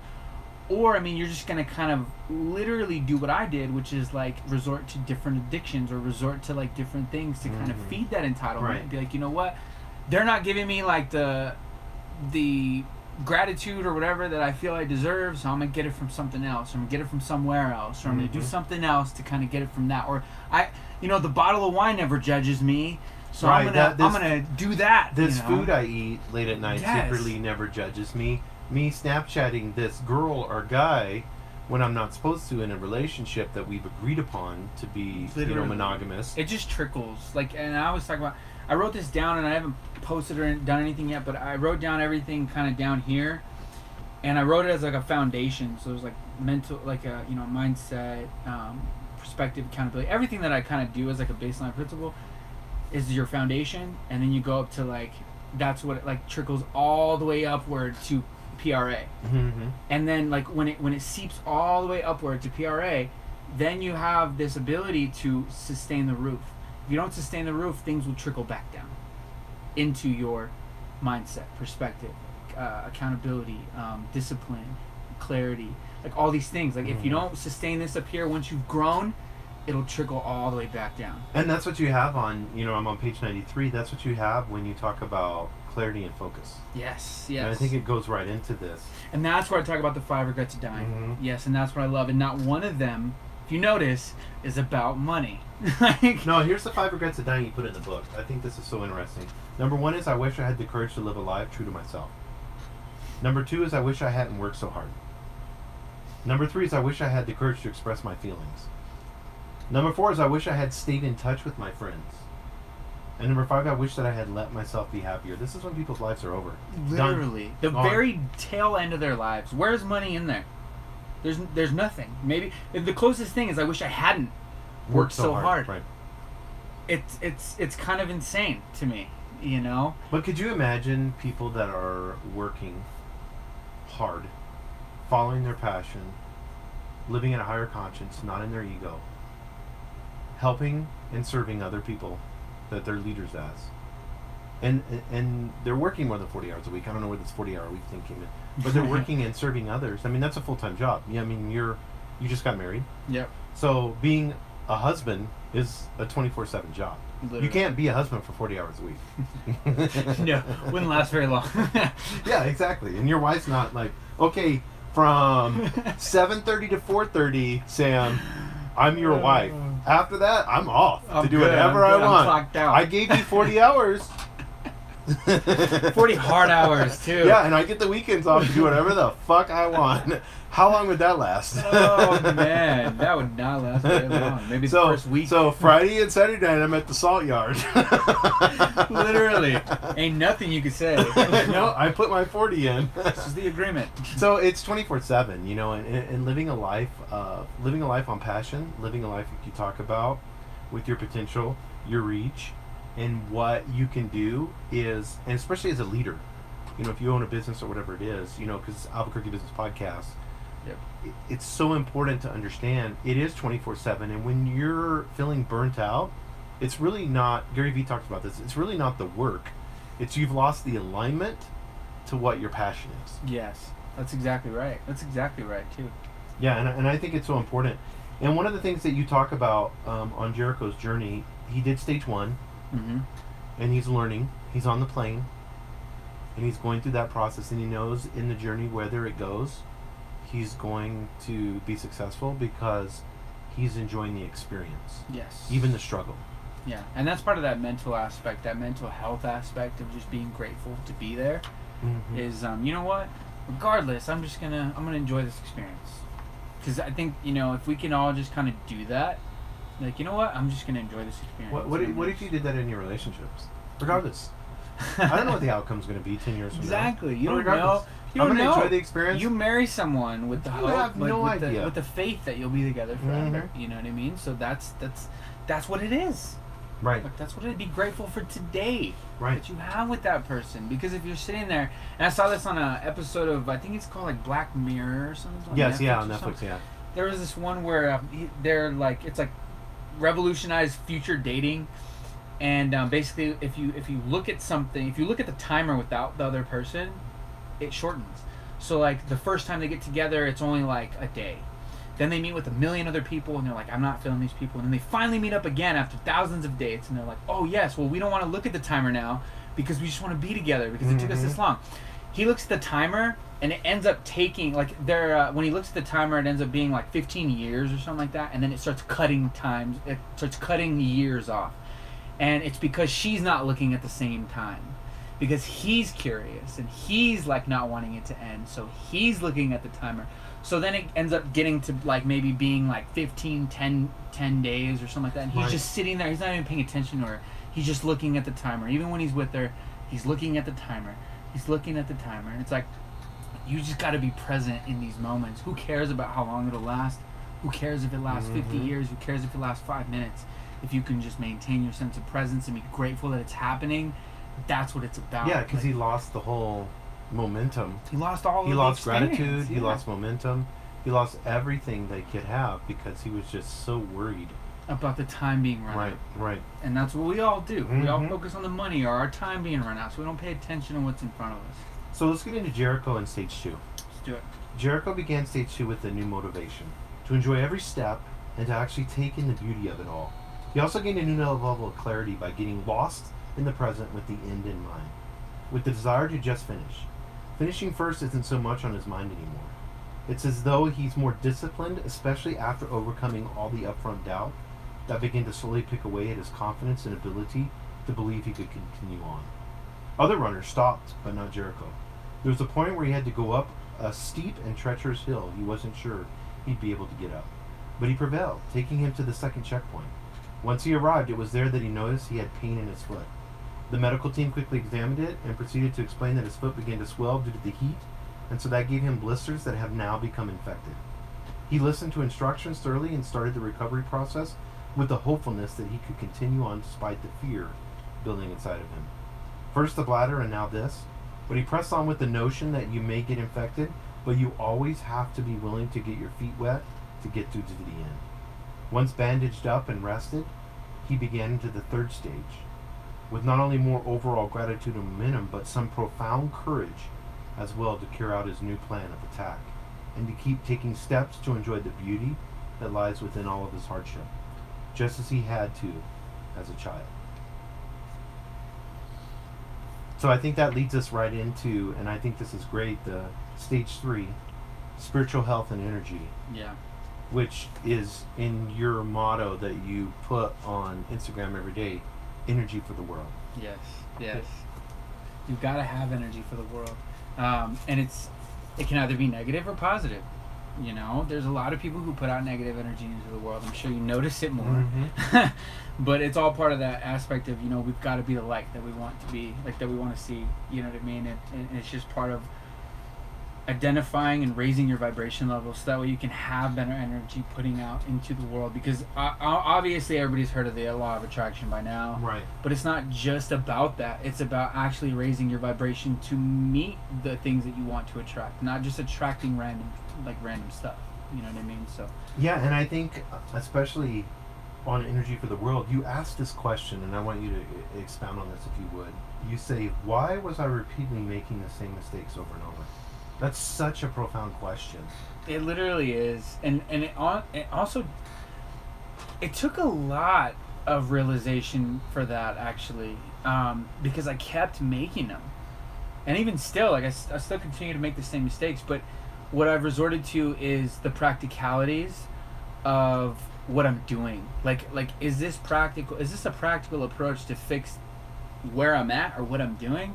And if not, like, why am I doing it? Mm-hmm. Like what am I doing? Am I just making excuses like we all seem to do? You know, or am I actually taking a sensible and practical approach to the next step? Like, what's going on here? Like, and I think a lot of people, they don't take a step back and actually sit there and analyze, and they're like, you know what's going on, like, with my energy? Because a lot of people they're putting out negative energy. They're just kind of like, you know, I feel weird, it's whatever, and they don't pay attention to the people in their lives, whether they're putting positive or negative energy, the things that they're watching, whether that's putting positive and negative and negativity in their lives or whatever. But, you know, the practicality of what you want versus what you're trying to do needs to at least take some effect here. And you need to be practical in your approach to do that. Otherwise, you're just going to kind of sit there with some energy and not know what to do with it. You know what I mean? Yes. Like, so yeah, and I think, and you talk about energy, and you give 3 definitions of energy. Yes. You say the strength and vitality required for sustained physical or mental activity, power derived from the utilization of physical or chemical resources, especially to provide light and heat, or to work machines. And then you say the property of matter and radiation that is manifest as a capacity to perform work, such as causing motion or the interaction of molecules. Yes. So like the sun, you know, or gas. Gas uses energy. We use energy just to do mental and physical activities, and then the one commonality between all these is work. You know, you're not going to escape work. Energy takes work. Like whether it's transference of energy or something, it's going to take some sort of work. You're not just going to sit there and just, I feel the energy and I'm transferring it. Right. Yeah, so many people do that. There's no execution on the work side of things. They're not creating that energy. You're trying to feel things. Yes, like, yeah. It's like, oh, I feel like it's a good thing for me to eat this sandwich. A sponge doesn't do shit. Exactly, unless you squeeze it back out and release that shit. Like, you know, it'll sit there and absorb all you want, but yes. Yeah, and I like this too. You say physical energy includes things that physically transfer different forms of energy in response to additional power. And you talk about a microwave, you know, and kinetic energy and stuff like that. And you get into like pretty heavy in that, but you can transform energy And that's something that I really resonated with, because what you're talking about here is, and you talk about auras and chakras and all that stuff, but at the end of the day, we have the superpower in us, and I think this is really important in leadership. And something, you have an option when an employee comes to you with negative energy, or multiple employees are coming to you with negative energy. You have two options right there.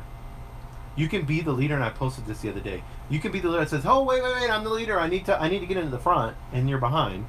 Or you can be that person that takes the time to transform that energy, and that's what a true leader is. Mm-hmm. It's like, I know we're in war right now, and I know there's only 300 of us, and we're probably going to give our lives, but the energy that we're going to expend, is going to far surpass the 300 of us. and you watch that movie, 300. I love that movie. You watch that movie, and you can just the whole thing. You can feel it. You can feel it. Yes. Like, yeah. It's like, it's a losing battle, and you just feel like. And if you're a man, you want to be there. Yes, you know what I mean? I want to help you guys. I want to rip dabs. I want to be there.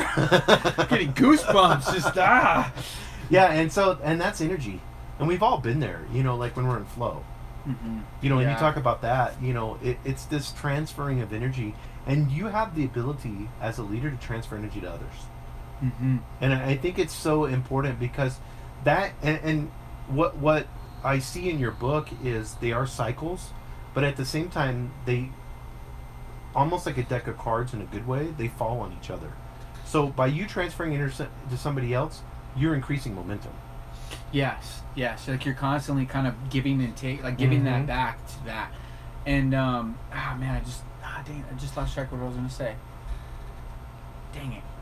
But and I think Jericho talks about this when he's getting, when he's going through the different areas of the journey, and then he's feeling momentum. Even through the hurt, even through the pain, even through the injuries, even through the fear, he starts to get this good pace. Yeah.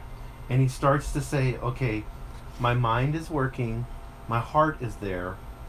Physically, I'm not all there, but I can carry myself through. Mm-hmm. And I love what he says here, in what you say here in the book and what he's thinking. He says this: he now knew what was getting him by and keeping him out of his own head and seeing things objectively. His new energy level had now granted him that awareness of empathy and the relationships that have been built thus far. By speaking through their own experiences, he began normalizing things for the first time and allowing for laughter in the face of fear, inflictions, and even worse, the idea that it's every person for themselves. It made him personally feel as if he were not alone and had been going through much of the same egotistical and self-worth battlefield of comparison that they had also been experiencing. So describe this. So he's in the race. Yeah. So he's in the race, and I want to say right before this, he has that flashback of his dream. So at the very beginning, I don't know if we touched on this in the last podcast, but he has a dream, basically, and what that does is it allows him to actually view the ad and accept the challenge. So he's kind of in the middle of his dream right now. That dream where you're kind of like, oh, I don't know if I'm going to survive, like this and that. I'm stuck out here. I'm about to drown. And he's this silhouette kind of approaching him. And he's just like, and then all of a sudden this guy comes and he kind of is like joking around with him, like, hey, man, like, you going to finish up or what's going on here? Like, come on. And he's just like, man, stop. Like, you're bombarding me, like I'm just trying to finish this. And he's like, no, just come here. And then so this dude ends up like mentoring him almost and kind of just talking with him till the end of this this part. And when he gets there, he actually starts to not feel so individualized. Like he doesn't feel so like, oh, this is me in the race, like this is me against everybody else. He's like, no, this is an experience with all of us. And so when he starts to open himself up and not just sulk in a damn corner, he's like sitting there thinking, okay, well, all these other people have had these similar experiences, and I'm kind of right there with them. Like, I'm not so different after all. So then he's like, all right, well, maybe I need to just start talking with people. When he starts talking with people, starts relating with people, and it just, from my experience, the way that you feel can be directly reflected on your relationships. Like, you can if you don't have very healthy relationships, you're probably going to feel like crap. You're not going to feel very, you know, you're not going to have a lot of gratitude. You're not going to have a lot, like, of anything. Right. It's really important to be empathetic to other people and listen to their stories and be present and expose yourself to those emotions so that way you can realize that you're not just the only person feeling this. Everybody's feeling this. Yes, exactly. Yeah, and I think that's so important. And that brings us to part 4, which is relationships and empathy. And you get into a little bit about the salt flats, and I'm not going to read that for sake of time on stage 4. I encourage everybody to get the book on Amazon. But your point is empathy for others. And Theodore Roosevelt, we've all heard this quote. This is an old school quote. Yep. From old Teddy Roosevelt.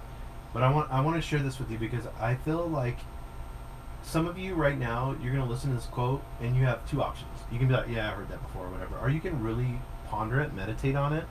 That's what I did when I read this. I started to meditate on this quote and it enlightened me in such a way. You have it. Nobody cares how much you know until they know how much you care. And we always say that. Well, nobody knows how much you care until how much you know, blah, blah, blah. But when you really think about it. When you really think about it, it brings that word empathy into such a profound format of, and I think a lot of it, like I said, a lot of it has to do with, like, we're piggybacking, you know, like the energy. When you have empathy for someone and they walk up to you and they're like, hey boss, can I talk to you for a second? You know, I know I haven't been doing that well this month, but here's the struggle that I'm going through. And they kind of open up and give you that moment. That moment, yeah. And you have an option as a leader at that. You could be like, oh, thanks for sharing, I appreciate it. You know, you need to get your numbers up. Thanks for sharing, I appreciate it. You know, you were late 3 times. Thanks for sharing, I appreciate it. You should be, I had an old sergeant major once in the Marine Corps. It was so funny. He goes, some of you've got some marriage problems because you've been gone for 9 months and you're going to get divorced. He goes, well, if the Marine Corps wanted to give you a fucking wife, we would have issued you one. And so it's hardcore. You know, so at the end of the day, you know, it's like you can have that mentality, or you can have it where you're like, I have a relationship with this employee. They're sharing something with me that's extremely personal. It's time for me to practice empathy. We need to put aside all the judgment of what this person's done or not done and look at them in that exact moment and say, I need to give empathy to others. Yeah, and that's what I talk about is my main thing with empathy is exposure, emotion, and presence. And so you can incorporate, and that's what I go through like in this chapter, is like when you can expose yourself to the perspective. That's why when expose yourself in this chapter, it's all about different people. Yeah, and you went into J.K. Rowling. Yes, about how she, you know, got divorced. She was like not even sure how she was going to feed her kid, and she was living on government assistance. Yeah, and then she had to actually manually type in the transcript of Harry Potter every single time she wanted a publisher to read it. Like, she didn't have a scanner or printer or whatever to just send it. She had to retype it every single time. That's insane. Same thing with like Stephen King. Yeah, we got the It movies out now. Stephen King's made how many books? And he struggled. Yes, Carrie. I think I gave the Carrie example in here, and only sold like 13,000 copies sold, and later it was eventually earned $200,000 for the same piece of writing. And he lived in a van. Sold it for $35 beforehand. It's insane. It's like, what? So when you can expose yourself to these different things and be familiar with your emotions as well as being present in the moment, it not only opens up your ability to listen, but it opens up your ability to feel what others are feeling and kind of be there with them and be like, okay, I understand now. I'm coming from a place that's common ground. It's not just from my perspective, your perspective. It's like a common middle ground that we can both kind of view. And I think as a business leader, or if you're a leader, you forget that point to where you were at that level. And you always have to realize your employees are thinking you're above them, even though we're not. They're thinking that. And that you're privileged and they're not. So, you know, you have the nice house that they're wanting. You have that nice car. And they're going to look at you at that level of always looking up. And it's your responsibility to carry the vision and to let them know that you were at that level too. You cannot share your story enough. I always tell leaders this. You cannot share your story enough of your struggles.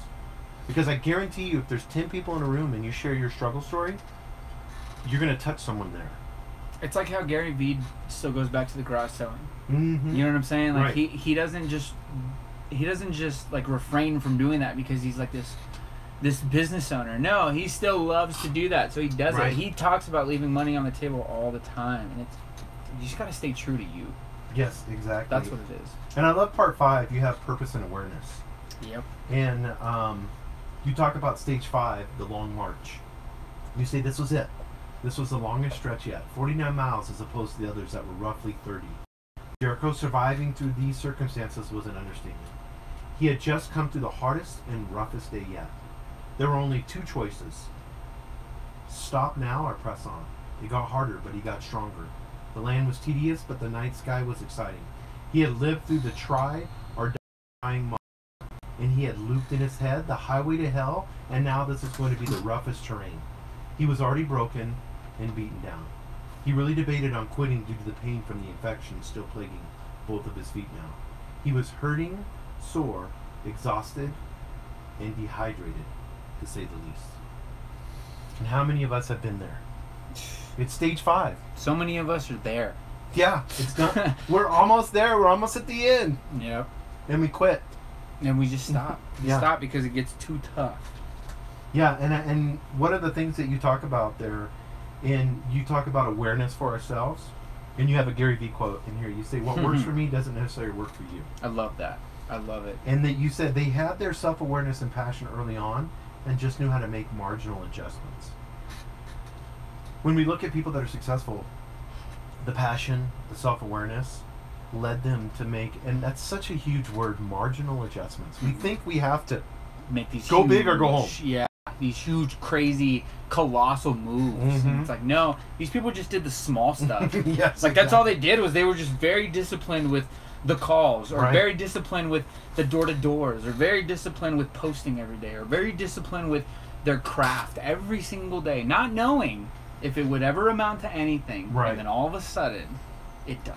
Yes, like it does over time. I shared with you before. I tried to give you words of encouragement before about your podcast, and I was talking about mine too. And I'm hanging on to this one guy. He's extremely successful now with podcasts. He's one of the top, 20 podcasts out there. He's like, it took 4 years of nothing, like literally flatline nothing. And then all of a sudden, in that 4th year, it took off. And now he has this amazing podcast, and tons of people are listening. Joe Rogan talked about that. He goes, literally, I wasn't. There was hardly no one listening. You got to do it almost without an intention, like with an intention for you, but with an intention of anything that's bigger than you. I do this because I want to record that I'm learning. Yes, like you want to have something to reference back to. Like if my kids listen to this, I want them to be able to hear their dad being able to talk about some certain things that they might be able to learn or take from. Yeah, you're 100% right. And I think this gets into the next section of the book. Progress is process. Yes. And you have Tom Bilyeu, which is he started the impact theory. Yeah, impact theory, and then he Quest had Nutrition. Quest Nutrition with those cookie bars that are so amazing. He said this: if you can take care of today, 10 years from now will take care of itself. Yeah, I actually took that from him from a Gary Vee interview as well. I was like, cool. I gotta quote that. That's perfect. I was like, Gary Vee always talks about signature over conversation over signature, and that's what I love is the conversation over the signature. Like if you knew you were gonna die at the end of a meeting, you wouldn't just rush to the end of the meeting to sign the papers. Right. You would love every point of views and conversations and what they had to offer. If you knew that when you finalize the greatest transaction you can ever finalize in your life, you're gonna right when you sign it, you're done. You're dropping dead. You would want to savor the hell out of that conversation.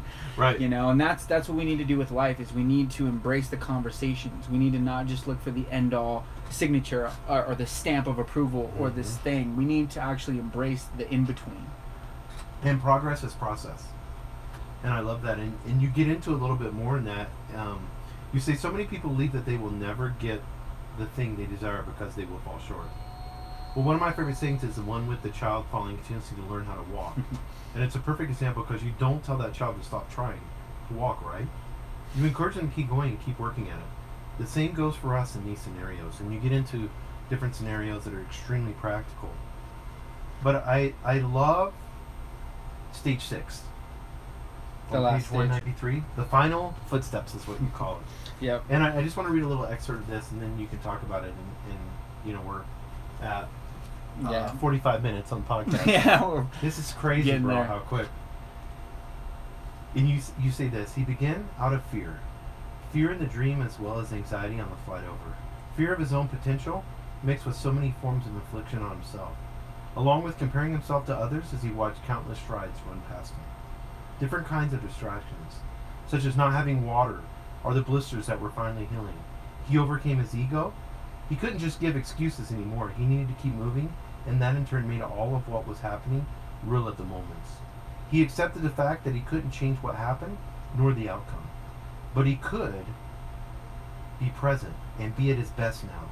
He thwarted his false expectations and really came into himself, and also became aware of who he is because he asked all of those more profound questions that are never usually cared about. The race for many of us is something we're wanting to finish and rush through. And we're going to end the podcast in this, but and you just mentioned that with that Gary Vee interview, but it's something that we want to finish and rush through. Yeah. That impatience after. We want to just get to the end goal, and we all want to be millionaires and have these mansions and have all this stuff and be, acknowledged and everything, and it's like, but where's that coming from? Yes. Like, where's that coming from, really? And I think, like, ultimately what we want is we want that sense of, you accept me in the now.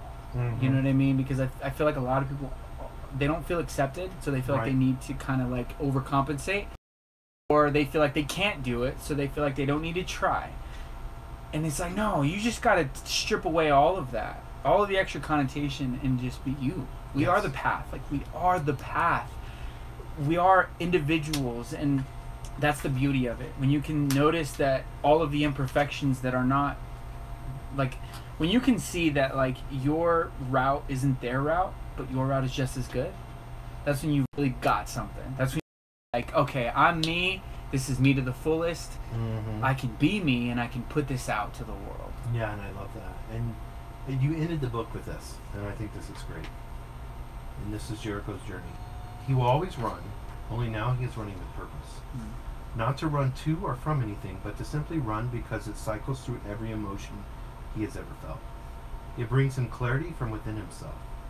So he runs, he rests, he runs, he rests.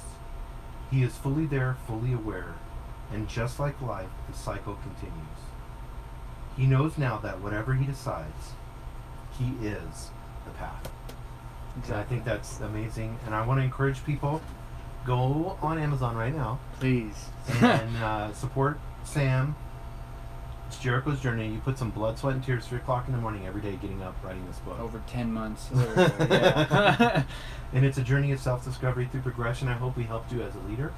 I hope we help you in your relationships. That's what we encourage you to do. I had somebody tell me the other day, they're like, I love the Albuquerque Vince podcast because it's just like more, I was expecting some dry business, but it's so eclectic. And, that's what I wanted it to be. I wanted it to be more of like everyday life. And that's what this book is. And so I appreciate you giving this to the world, Sam. This will be forever.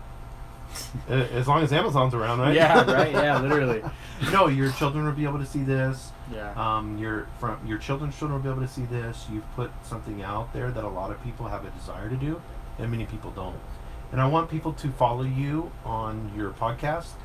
What is your? I know you're on Instagram, LinkedIn. You're on everything. Everything, yeah. What's your Instagram? My Instagram and it'll be like my Instagram, LinkedIn, Twitter. Just at S Martinez IV. So at S Martinez IV. Like 4, but it's IV. Yeah, 4, but IV. Yeah, not IV like you. Or you can think about it as Smart Inez IV. Oh, like, okay, cool, some people have been like yeah. Smart Inez IV. And so he posts reminders every day. It helps me. Some things I'll resonate as I'm scrolling through my stories. Every day you put these. I try to be consistent with just stuff that I do every day. Like my wife too was like, why do you post these same 5 things every day? And I'm just like, well, it's just because it's for me. Like I go through. But them one every day, one I may skip through, and then the other one, because sometimes I'll like some of them may or stick do out 100%. a little bit more. Yeah, and so I think that's really, really good. I like that, and I enjoy that. And Sam, once again, I want to thank you for doing this. I appreciate you being on the podcast. We're gonna have 2 episodes of this for the book. I know it'll help a lot of people. Encourage you, like I said, purchase the book, help support our local authors and our local businesses here in Albuquerque. And thank you guys. Boom. Heck yeah, man. That was good, bro. Legit. I gotta take a massive piss real quick.